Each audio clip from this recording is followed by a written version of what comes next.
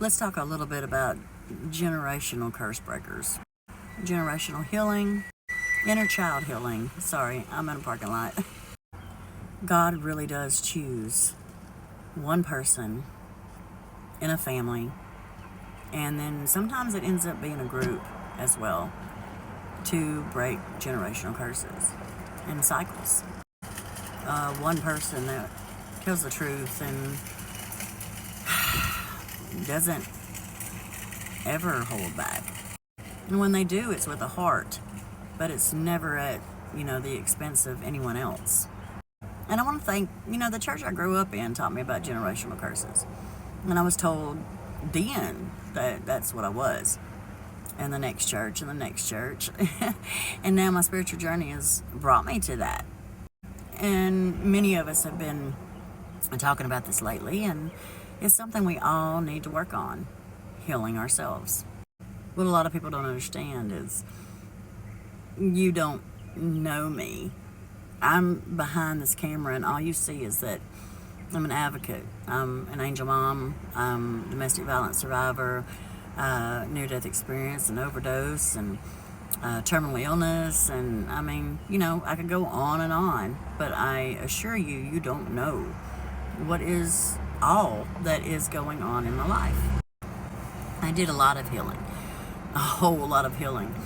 But at the expense of myself, of my inner self, my heart, my soul, and the pain settled.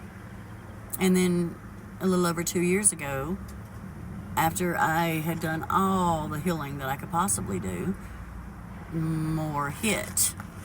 Life happens. Just because we heal from something in our life doesn't mean that we're not going to have to heal from something else. Unfortunately, that's the way it goes. Some people have a little more trauma than others, but all in all, trauma is trauma. Period. One event can change your life forever. So myself, I don't talk about the things that I'm going through unless you're a friend and it's private. What I talk about is what I have dealt with and healed from. My recent conversations deal with what's going on in my present, not my past. I became, after always being the one that would say what nobody else would say, there's a lot of people that are very proud of that. And I feel sorry for those that just listen to what they're told and believe everything they're told. Sit and self-reflect. Think about it just for 5 minutes.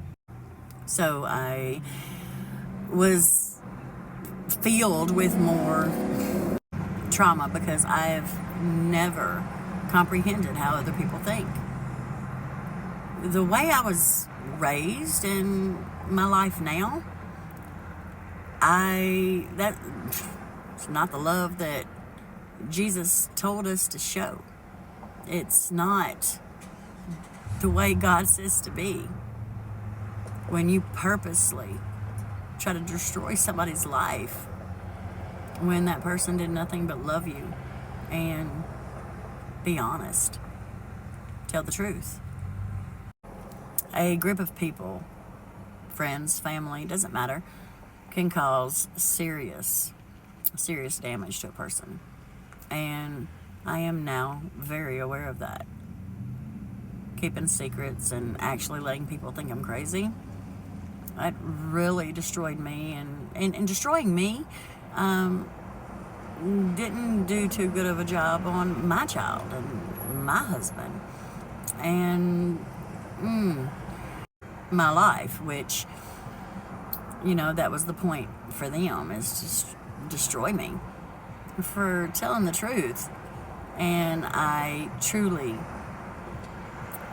have literally asked God, forgive them, for they know not what they do. Because there are a lot of people that, don't know my life. They don't know anything about what goes on or ever has gone on. And the fact that I'm a truth teller and an open book and blunt, honest, I've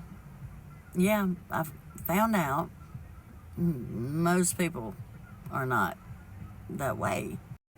I've never comprehended it at all. Yeah, no, I won't go there.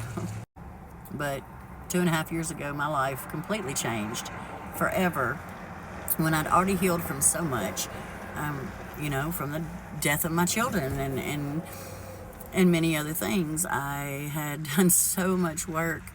And recently, 2.5 years ago, I was diagnosed with a terminal illness that, my family I didn't even get a hug.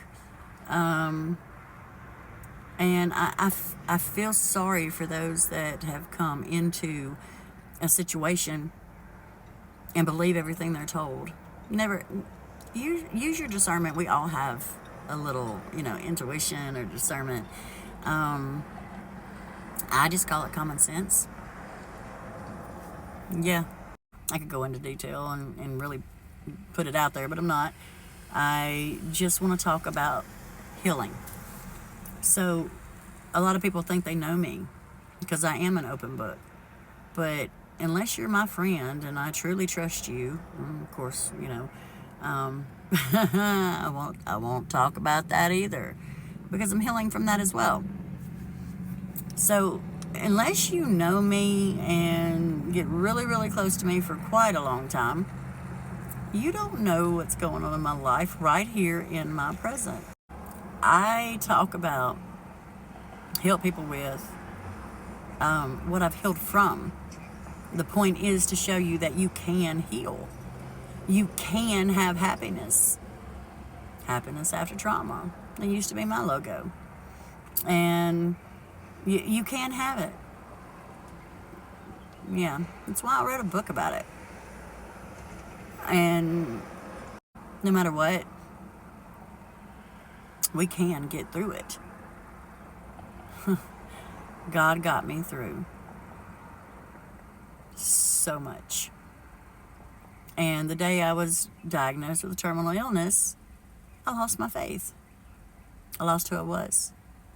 And then shortly after that, my mama passed, and then it was time to heal from generational trauma all over again. Like, people are like, what happened? They did what? Like, I thank God for people over the years, again, preachers, teachers, you name it. Because, toxic relationships, family, friends, doesn't matter the relationship, can really, really damage your soul. But what I've realized is it's time to heal. I feel like they, threw me out of my family. But they didn't. God took me out of it.